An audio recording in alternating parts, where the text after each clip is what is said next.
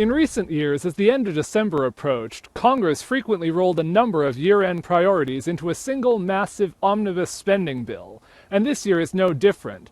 The current proposal is $1.7 trillion and more than 4,000 pages, and Montana's congressional delegation is talking a lot about what made it into the bill and what didn't.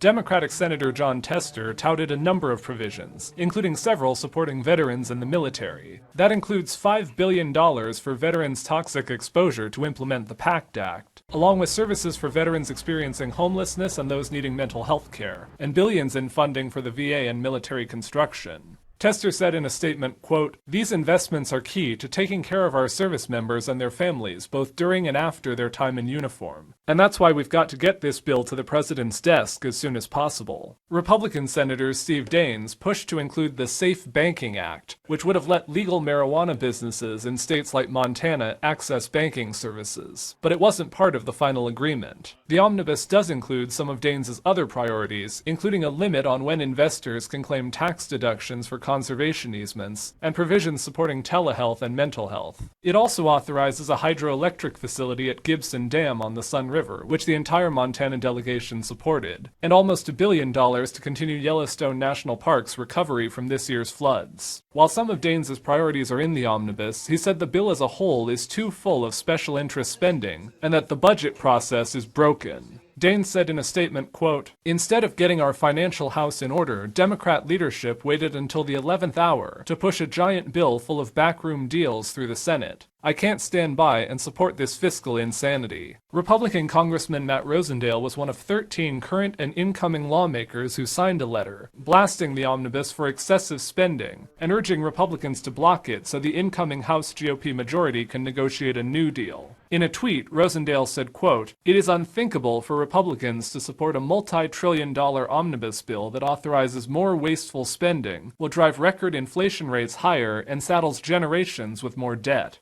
In Helena, Jonathan Amberian, MTN News.